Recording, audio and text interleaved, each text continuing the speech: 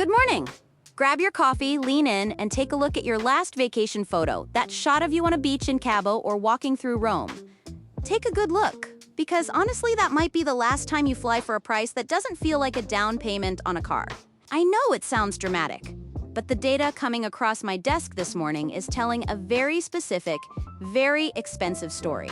We've entered the era of the mobility reset, and most of us are being left on the tarmac. Let's look at the baseline. The average economy ticket price index is currently sitting at 158.4. That's a 58% jump since 2022. Think about that. A flight that used to cost you $400 is now pushing $700 before you even talk about baggage or seat selection. And as of March 2026, the green surcharge has officially rolled out across every major carrier. We aren't just talking about a little inflation here. We're talking about a structural shift in how the world moves. Airlines have stopped chasing volume. They aren't trying to fill every seat anymore. They're chasing yield. They'd rather fly a half-empty plane with high-paying passengers than a full one at a discount. It's a fundamental change in the business model. Let that sink in. Here's where it gets strange. And this is the part nobody's talking about. If airlines are making more money by flying fewer people, who exactly is being left behind? So, how did we get here? It's not just greedy airlines, it's what I call the triple threat. First, let's talk about the pilot cliff. We are currently staring at a 24,000 pilot deficit in North America alone. That gap has expanded by 140% in just 3 years.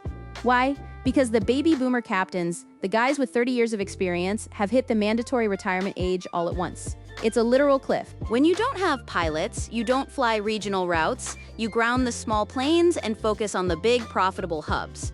That's why your local airport probably feels like a ghost town lately. Then there's the fuel.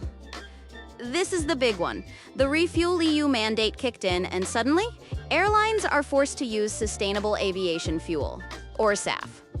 Sounds great for the planet, right? Well, look at the math. The price premium for SAF is 312%. We're talking $2,492 per ton compared to about $800 for traditional Jet A.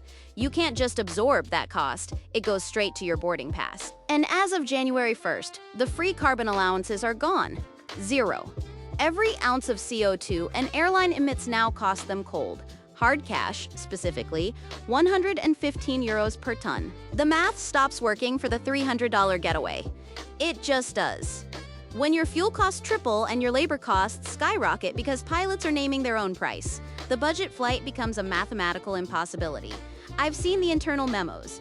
We're looking at a 22% reduction in non-hub flights globally. If you don't live in London, New York, or Dubai, your mobility just got a lot more complicated. But is this chaos just a series of unfortunate events? Or is the cockpit being cleared for a new kind of pilot altogether? Now, this is the part I find wild. While the middle class is being priced out of the sky, there's a massive gold rush happening behind the scenes. It's the $4 billion autonomous flight software market. Companies like NVIDIA and specialized startups are pouring money into AI co-pilots. The FAA just certified the first commercial-grade AI systems last September. Why? Because if you can't find or afford human pilots, you replace them with code. But here's the kicker. The savings from AI aren't going back into your pocket. They're being captured as cockpit rent by the tech firms and the airlines. We are seeing a massive divergence. Private jet usage is growing at a 12-to-1 ratio compared to commercial capacity. The wealthy are decoupling. They aren't waiting in security lines or dealing with canceled hub flights. They've moved to a different sky. Meanwhile, the airlines have pivoted to a high-yield only model. They've realized that the bottom 40% of travelers, the families, the students, the budget backpackers are actually a liability in a high-cost environment. They'd rather you just didn't fly. Think about that next time you see a tech giant stock price hit a new high.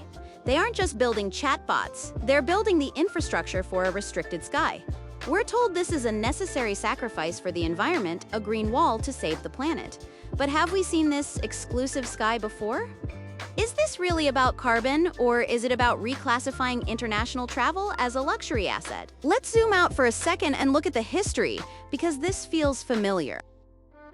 If you feel like you're being pushed back in time, it's because you're looking at the data. The current aviation landscape is a 92% match to the pre-1978 regulated era. Back then, the government fixed prices high to ensure airlines stayed stable. Flying wasn't a right, it was a status symbol.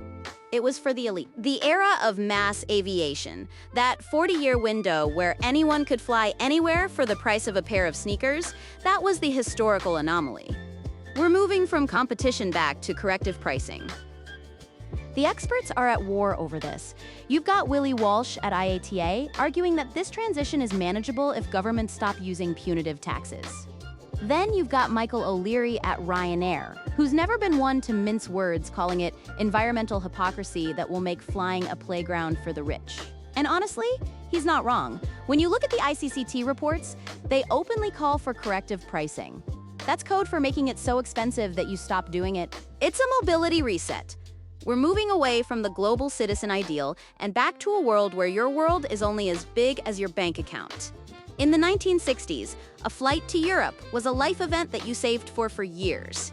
By 2026, we've effectively returned to that reality. The green surcharge isn't just a fee, it's a gatekeeper. So when the dust settles and the green wall is fully built, what does your future look like from the ground? Let's wrap this up with the real-world impact. We're looking at an average of $450 in SAF surcharges per seat.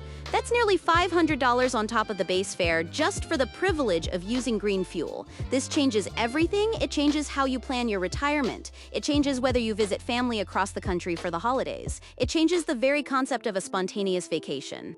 The carbon quota lifestyle is no longer a theory, it's your credit card statement. The $5,000 ticket isn't a glitch. It's the feature.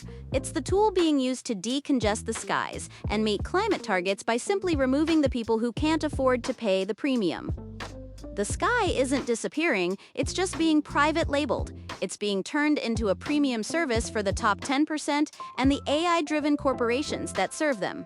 In this new era of flight, your boarding pass is no longer just a ticket. It's the ultimate luxury asset. The question you have to ask yourself is, in a world where the sky has a price tag most can't reach, how far are you willing to go to stay connected?